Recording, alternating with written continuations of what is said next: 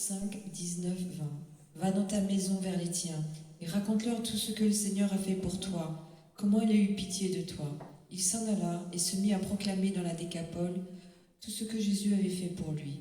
Et tous étaient dans l'étonnement. Et tous étaient dans l'étonnement. Mais Yahushua ne lui permit pas. Cet homme qui avait été guéri, délivré, libéré, eh bien, il n'avait qu'un seul désir. Son désir était de faire partie de la compagnie de Yahushua, de faire partie de la compagnie des 12. Il voulait intégrer ce groupe des privilégiés de la terre, ceux qui suivaient l'agneau partout où il allait. Il voulait être avec eux. À la fois, il avait reçu une grâce spéciale. Ce désir était une grâce spéciale qu'il avait. Pourquoi ? Eh bien parce que les habitants de Gadara ne désiraient qu'une chose. Ils désiraient que Yahushua quitte leur territoire. Mais cet homme qui avait été libéré, qui avait été l'objet des grandes faveurs du Seigneur, mais lui il avait un autre désir. Il désirait la compagnie des saints qui suivaient Yahushua, alors que d'autres redoutaient cette compagnie, rejetaient cette compagnie. Il implora le Seigneur d'être avec lui. Pourquoi ? Eh bien parce qu'il désirait une seule chose. Il désirait une chose importante, que Yahushua soit son protecteur, jour et nuit, à chaque instant, où qu'il soit, que Yahushua soit son protecteur, et que Yahushua soit également son enseignant. Nous avons vu dans les précédentes sessions que cet homme se tenait assis aux pieds du Seigneur. Il écoutait les enseignements du Seigneur. Il recevait ses instructions et il prenait à cœur ses conseils. Alors, il désirait sa présence pour la protection, car il craignait qu'il y ait un retour de l'esprit impur, un retour de la légion sur lui. Et il implorait d'être avec Yahushua parce qu'il se disait qu'en lui, eh bien, pour lui, il sera un nom. Yahushua sera un nom pour lui. Yahushua sera une louange pour lui. Il voulait louer le Seigneur. Il voulait élever, exalter le nom du Seigneur en sa présence, en la compagnie des saints et en la compagnie des 12 qui suivaient le Seigneur. Alors, parce qu'il avait été touché par une grâce spéciale, parce qu'il avait été touché dans son âme et dans son corps, eh bien cet homme était dégoûté. Il était dégoûté de vivre parmi les Gadaréniens. Il ne voulait pas rester parmi les païens, parce qu'il les trouvait grossiers, il les trouvait brutaux. Il n'y avait que les mauvaises paroles qui sortaient de leur bouche. Ils n'avaient que les mauvaises actions. Alors, il était dégoûté d'être dans le monde. Et il n'avait qu'un seul désir. Et son désir était une prière. Il disait au Seigneur en quelque sorte, ne me rassemble pas. Ne rassemble pas mon âme avec ses pécheurs. Oui, la Bible dit heureux l'homme qui ne se tient pas en compagnie des pécheurs, qui ne suit pas le conseil des méchants, mais qui prend son plaisir dans la loi du Seigneur. Yahushua était la parole parlée, la parole vivante qui se déplaçait sur les terres d'Israël. Alors cet homme il ne voulait pas être rassemblé, il ne voulait pas ressembler aux païens. Il redoutait, il repugnait être en présence des non-croyants. Mais la Bible nous dit mais Yahushua ne le lui permit pas. Yahushua ne le laissa pas faire. Yahushua ne voulut pas. Ce n'était pas dans sa volonté de l'emmener avec lui. Ce n'était pas dans la volonté du Père que cet homme qui avait été l'objet d'une si grande bonté de la part du Seigneur, ce n'était pas dans la volonté parfaite du Seigneur que cet homme fasse partie de la compagnie des 12. Ce n'était pas dans la volonté du Seigneur que cet homme quitte le pays de Gadara pour se rendre à Capernaum. Parce qu'il y a un lieu qui a été désigné par le Seigneur dans lequel nous devons œuvrer pour lui. Alors le Seigneur ne voulut pas l'emmener. Le Seigneur ne se laissa pas faire. Malgré les implorations, malgré les supplications de cet homme, le Seigneur ne se laissa pas attendrir parce qu'il voulait. Quoique ce qu'il demandait était bon et agréable. Alors, le Seigneur ne permit pas qu'il l'accompagne avec Matthieu, avec Jean, avec Pierre. Pourquoi? Eh bien, de peur que cela paraisse ostentatoire. Qu'est-ce que cela veut dire? Eh bien, il y avait la tentation pour le Seigneur, eh bien, d'avoir le désir de paraître et de présenter aux gens un homme qu'il avait délivré d'une légion de démons. Alors ça aurait paru trop visible, trop voyant, trop tapageur. Or le Seigneur n'est pas dans l'ostentation. Yahushua n'est pas dans le paraître. Il n'avait pas en lui ce désir charnel ou cette volonté de paraître qui existe chez tout homme pécheur. Alors c'est pour cette raison qu'il ne voulut pas aussi qu'il l'accompagnât. Mais il ne permit pas que cet homme l'accompagne pour lui faire savoir et pour nous faire savoir aujourd'hui. D'abord pour lui faire savoir à cet homme qui était à la recherche d'une protection après avoir été délivré des démons, parce qu'il voulait maintenir sa délivrance. Et pour maintenir sa délivrance, il voulait s'accrocher au Seigneur à tout prix, où qu'il aille. Et qu'en étant auprès du Seigneur, il serait à l'abri d'un retour des mauvais esprits. Mais le Seigneur ne lui permet pas pour lui apprendre à lui qu'il n'avait pas besoin d'être physiquement présent avec lui pour le protéger. Qu'il pouvait le protéger à distance, où qu'il soit. Parce que pour le Seigneur, la distance n'est pas un obstacle. La distance n'est pas une barrière. Sur le plan de l'esprit, alors où que l'on soit dans les confins d'une nation, que l'on soit, eh bien, loin des hommes et de ceux qui sont les instruments du Seigneur, eh bien, il faut que l'on sache que Elohim étant omniprésent, eh bien, sa présence peut nous assurer une protection comme nous le souhaitons. Il voulait lui dire qu'il n'avait pas à s'inquiéter par rapport à sa protection le jour comme la nuit. Que où qu'il aille, eh bien qu'il le protégerait. Où qu'il aille, il l'instruirait à distance. C'est d'ailleurs ce qui s'est passé avec l'eunuque éthiopien. Lorsque Philippe, après l'avoir baptisé dans l'eau, eh bien la Bible dit que Philippe fut enlevé par l'esprit. Et l'eunuque éthiopien, ce ministre de la reine de Cadence, l'intendant de tous ses trésors, s'en retourna chez lui joyeux. Mais qui a instruit cet homme par la suite, après sa conversion, si ce n'est le Saint-Esprit lui-même? Il a bénéficié d'une protection et d'une instruction à distance. Et cet homme qui avait été guéri de cette maladie mentale pouvait également être instruit par le Seigneur à distance. Et c'est ce qu'il fait bien souvent quand il n'y a pas d'instructeur près de nous.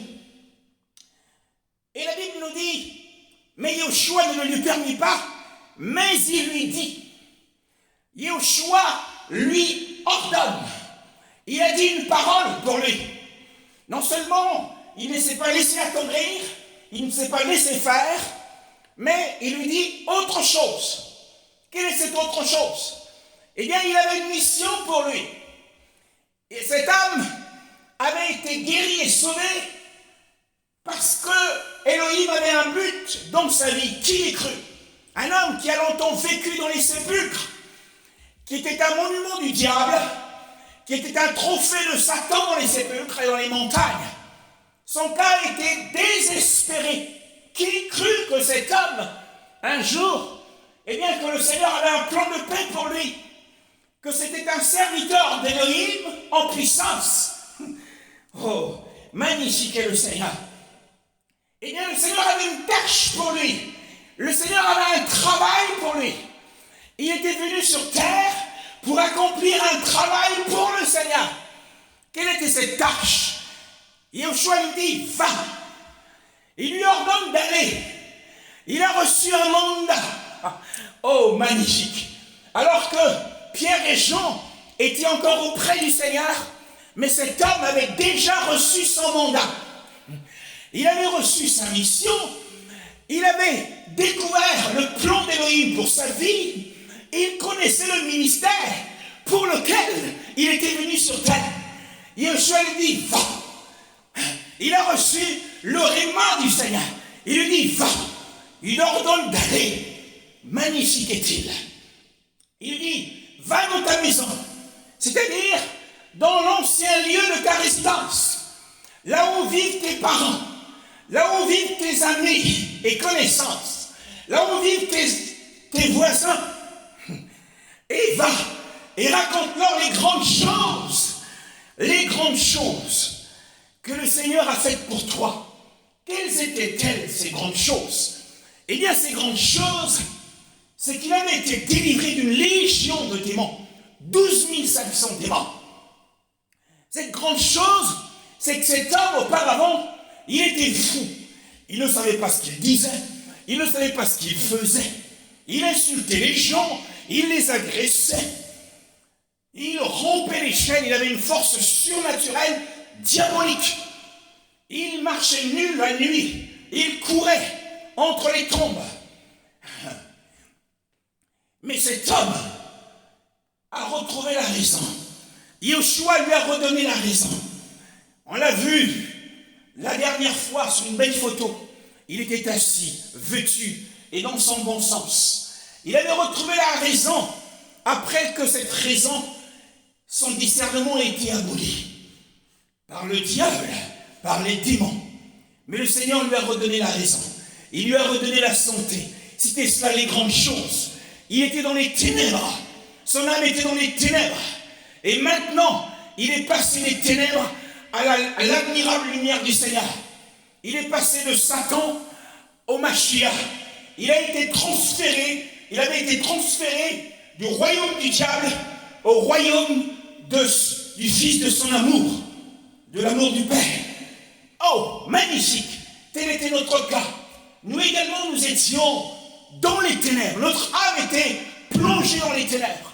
Nous étions dans l'ignorance la plus complète des choses du Seigneur, de l'espérance, du royaume de 1000 ans, du paradis d'Alès, de la résurrection des saints, où les corps incorruptibles, tout ce qui nous attend dans le royaume millénaire, où nous régnerons avec le Seigneur pendant 1000 ans, et l'éternité future, avec le Père, avec l'agneau, dans la nouvelle Jérusalem, qui descendra du ciel. Toutes ces grandes choses. La Bible parle de notre salut comme d'un grand salut. C'est un grand salut, non seulement il touche la question de l'âme, mais il touche également la question du corps. Nous attendons patiemment, comme dit Paul, eh bien la rédemption, l'adoption, la rédemption de notre corps. Nous attendons le moment où le Seigneur, par un signal du Père, descendra du ciel. Alors nous qui sommes vivants, la Bible dit que nous serons transfigurés à l'instant, en un instant. Mais avant cela, ceux qui sont dans le paradis des défunts, ceux-là devront retrouver leur corps. eh bien les particules en dispersion se rassembleront.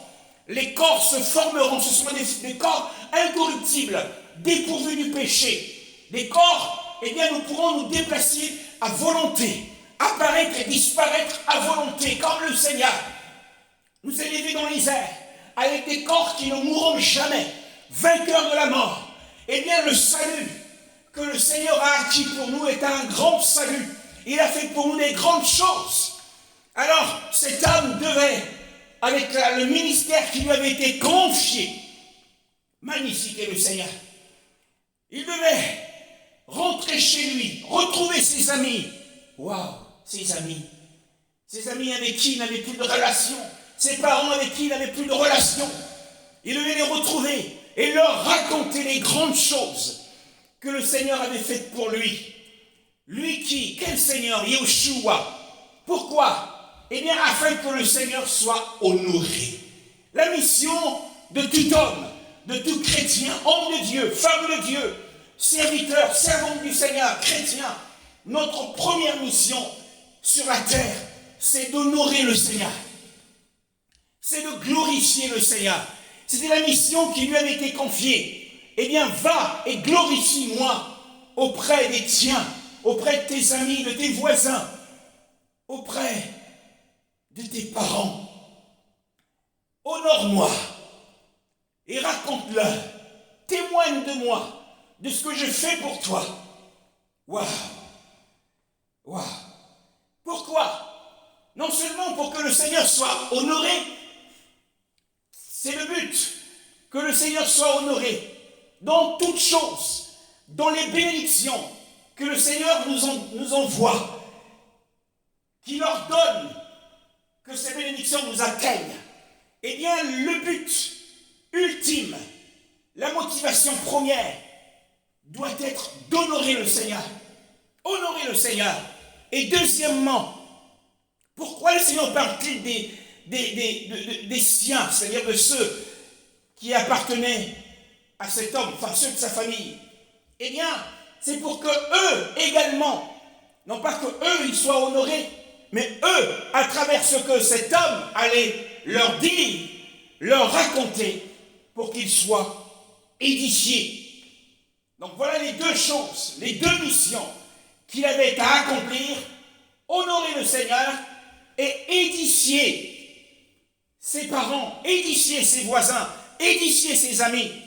Pourquoi les édifier? Afin de les emmener à croire au Seigneur. Les emmener à croire au Seigneur. Eh bien, est-ce qu'ils allaient croire en lui alors ils lui ont demandé de quitter leur territoire? Eh bien, parce que le Seigneur espérait que lorsque le ressentiment que les Gadaréniens éprouvaient, ils éprouvaient du ressentiment contre le Seigneur. Eh bien, parce qu'il avait tué leur activité. Il y avait plus de 2000 pourceaux gras prêts à être vendus. Et il y avait beaucoup d'argent à se faire là.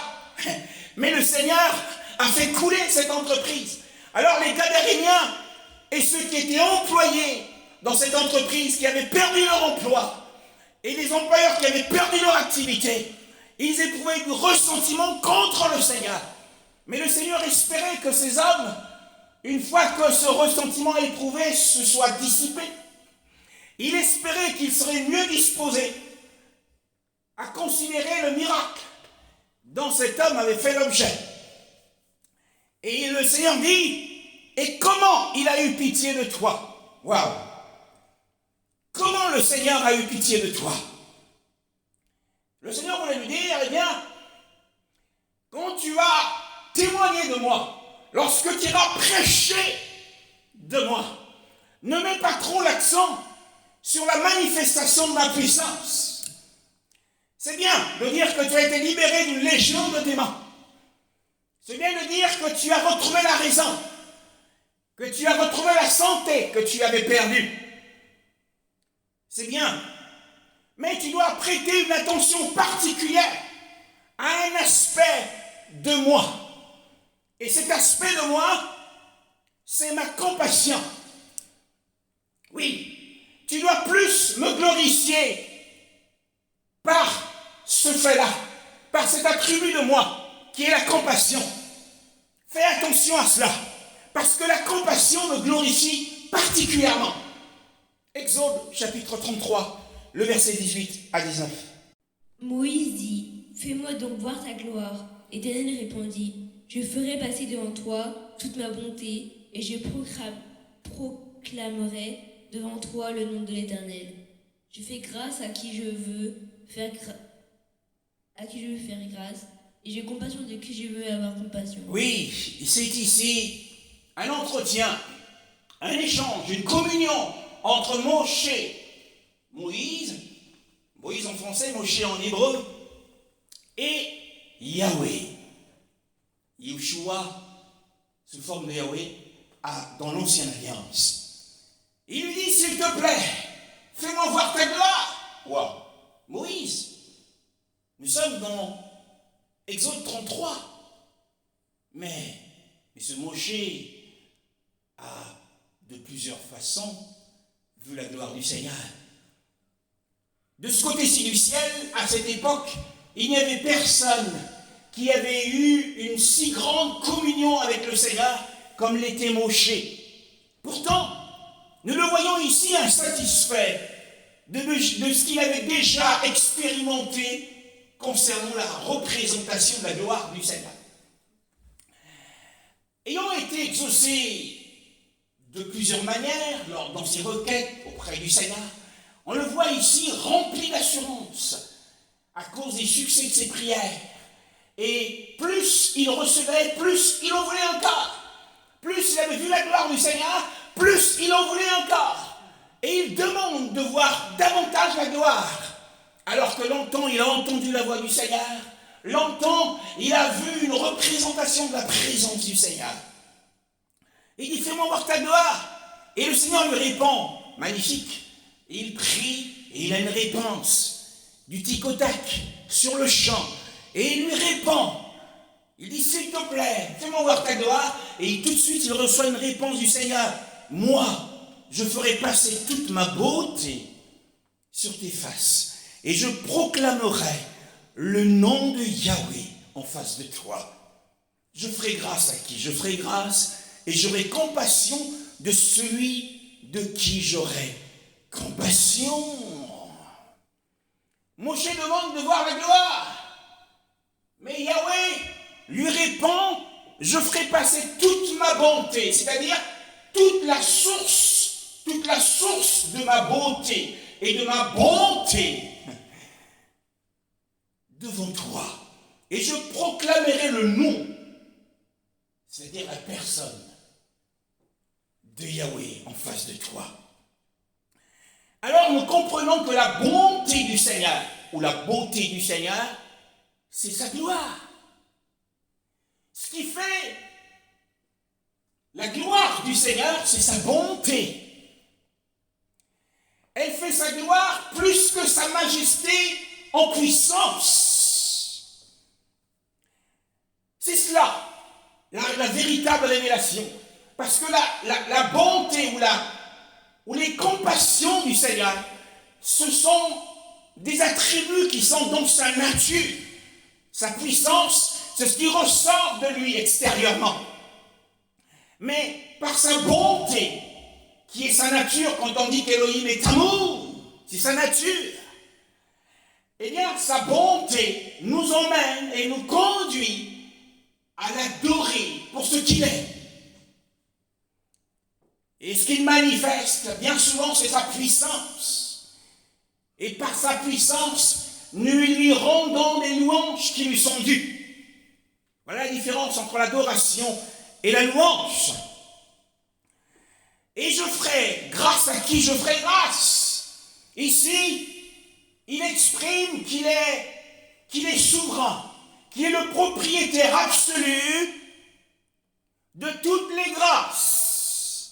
Il accorde des dons particuliers à un serviteur, il n'en accorde pas à un autre, selon sa souveraineté. Mais non pas sans le mérite de ce serviteur, qui va avoir des dons particuliers, mais c'est simplement le fruit d'une grâce gratuite gratuite du Seigneur. Il ne dit pas, j'imériterai contre qui je voudrais mériter. Non, mais je ferai grâce à qui je ferai grâce, c'est-à-dire la miséricorde. Et j'aurai compassion de qui j'ai envie d'avoir compassion. Il veut simplement dire qu'il ne doit rien à personne. Il n'est responsable de personne s'il veut, dans sa souveraineté, accorder sa miséricorde, comme il l'a fait avec ce fou de Gadara. Il était à Capernaum, il a dit à ses disciples, allons de l'autre bord. Il s'est déplacé exprès, il a traversé la mer de Tibériade, la mer de Galilée, pour aller guérir un homme qui semait la terreur dans ce pays-là. Donc il a eu compassion de lui. Et cet homme devait donc mettre un accent particulier sur les compassions du Seigneur. Que le Seigneur avait eu compassion de lui dans sa misère. Et nous retournons dans ce texte de base. Et la Bible dit, dans Marc chapitre 5, et toujours le verset 19, « Va dans ta maison vers les tiens et raconte-leur les grandes choses que le Seigneur a fait pour toi. Et comment, jusqu'à quel point le Seigneur a eu pitié de toi. » Donc l'accent est mis sur la pitié plus que sur la puissance. Alors le Mashiach le renvoya chez lui pour qu'il aille publier parmi ceux qu'il connaissait les grandes choses qu'Élohim avait faites dans sa vie. Pourquoi? Encore pourquoi? Eh bien parce que le Seigneur voulait lui dire à lui et dire au monde que cet homme qui auparavant était pour vous un fardeau, il était une charge pour la société, il était un problème pour les gens, plus personne ne fréquentait l'endroit où il était, de peur d'être agressé, d'être tué. Il avait une force surnaturelle, terrible. Alors il semait la terreur, il était un trouble à l'ordre public, il était un problème pour la société, un fardeau énorme. Plus personne ne savait quoi faire de lui. Il n'y avait aucune solution. Il était un souci pour les autorités de ce pays-là. Mais Yoshua voulait montrer que cet homme qui était auparavant un fardeau pour sa famille, peut-être êtes-vous un fardeau aujourd'hui pour votre famille, une charge pour votre société. Vous dépendez de la société, vous dépendez des aides de la société. Vous êtes un fardeau, mais le Seigneur, ce n'est pas dans sa volonté que les enfants de Dieu, d'Élohim, soient des fardeaux pour leur famille, leurs amis, la ville où ils sont, le pays où ils habitent. Eh bien, le Seigneur a fait de cet homme qui était un fardeau, il a fait de lui une bénédiction. Il l'envoie pour qu'il soit une bénédiction plutôt qu'un fardeau qu'il l'était hier. Waouh! Et c'était sa mission, d'être pour sa famille, les tiens, enfin ses amis, ses connaissances, une bénédiction. Alors il devait se priver de la satisfaction qu'il éprouvait en la présence du Seigneur, des bienfaits et du réconfort spirituel qu'il avait obtenu en étant au pied du Seigneur.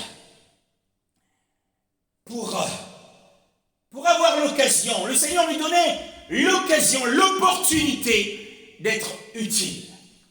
Alors lorsque nous sommes utiles dans notre société, dans la région où nous sommes, dans la famille où le Seigneur nous a élevés, auprès des voisins que nous fréquentons, lorsque nous leur sommes utiles, nous sommes une bénédiction pour eux. Donc le Seigneur voulait donc le rendre utile, l'utiliser dans ce ministère, dans ce travail, pour qu'il soit cette fois-ci utile pour la société. et qu'il y contribue en bénissant cette société. Car la ville s'élève, disent les Écritures, par la bénédiction des hommes droits. Il était redevenu droit, et il était une bénédiction pour le pays de Gadara. Yoshua a donc laissé cet homme. Il l'a laissé parmi eux, mais aussi pour une autre raison, pour que cet homme soit un monument debout. Qu'est-ce que cela veut dire? C'est-à-dire une œuvre vivante. Cette œuvre vivante était destinée à perpétuer parmi les Gadaréens le souvenir de ce miracle. Chaque fois qu'on le verrait, on dirait, cet homme, pendant des années, il a vécu dans les sépulcres, il parlait aux démons, il était habité par une légion. Alors cet homme est un véritable miracle vivant. Il est un témoignage vivant, un événement remarquable et célèbre s'est passé dans sa vie. Alors il était un monument, un témoignage vivant. Parmi eux, c'est pour cela qu'il devait rester. Le Seigneur dit, reste là comme un monument, pour leur rappeler que je suis Elohim. Yoshua donc l'a laissé parmi eux, non seulement pour qu'il soit un témoignage vivant, une œuvre vivante, un monument debout, mais aussi qu'il soit un moniteur. Waouh! Qu'il soit leur enseignant, qu'il leur prêche la grandeur d'Elohim, qu'il leur prêche la puissance d'Elohim, qu'il leur prêche les compassions du Seigneur. Donc il a fait de cet homme, ce Gadarénien, le premier apôtre des évangiles, et il était le grand enseignant à Gadara. Le verset 20 nous dit, et il s'en alla donc. Waouh! Yoshua au verset 19 lui dit, va. Et le verset 20 nous dit, et il s'en alla donc. Oh, étonnant. Alors qu'il le suppliait, il y a quelques instants, il suppliait le Seigneur, je veux rester avec toi. Je veux faire partie de la compagnie des 12. Et cette fois-ci, Yoshua lui dit, va. Il lui ordonne d'aller. Et on le voit se soumettre à la volonté du Seigneur. Elle lui dit qu'il s'en alla donc, il se soumit à la volonté du Seigneur, alors qu'il était volontiers pour l'accompagner. Mais il écoute. Voilà un bon chrétien. Il écoutait les instructions du Seigneur. Il a pris ses conseils. Il obéit à ses commandements. Promptement, comme devrait le faire quiconque a reçu les faveurs de lui. As-tu reçu les faveurs du Seigneur? Alors sois lui obéissant. Écoute ses instructions. Suis scrupuleusement ses conseils. Ne t'en détourne ni à droite ni à gauche. Alors, il devait retourner chez lui, chez son père, et informer ses amis et ses parents les plus proches de ce qui lui était arrivé. Et il s'en alla donc dans Gadara, dont il était sans doute originaire. Pourquoi le Seigneur lui dit-il « Va » Pourquoi le Seigneur lui dit-il « Va » et qu'il s'en va? Eh bien, le Seigneur lui dit d'aller parce que cet homme avait une dette. Il avait une dette envers le Seigneur. Nous avons tous une dette envers le Seigneur. S'il nous a laissés sur terre après qu'il nous ait sauvés, c'est parce que nous avons une dette envers lui. Et nous devons nous acquitter de cette dette. Et nous avons une autre dette envers nos frères. D'abord envers le Seigneur et ensuite envers nos frères. La première dette dont nous devons nous acquitter, c'est de glorifier le Seigneur sur la terre. Il devait s'acquitter de cette dette. Il fallait qu'il aille s'acquitter de la dette qui était de glorifier le Seigneur. Et la deuxième dette dont il devait s'acquitter était d'édifier les frères. D'édifier les gens par son témoignage, par le miracle qu'il avait vécu. Nous avons ces deux dettes. sur la terre que nous devons remplir avant de quitter cette terre. Et quand nous serons devant le Seigneur, il nous demandera, vous êtes-vous acquittés de vos dettes? Parce que Yeshua, juste avant son départ, il a dit au Père, Père, j'ai été glorifié sur la terre. Je me suis acquitté de ma dette. J'ai été glorifié sur la terre. Mais il a aussi présenté les enfants qu'il avait eus de lui. Tu m'as donné ceci. Il les avait édifiés. Bien-aimés dans le Seigneur, glorifions le Seigneur et édifions.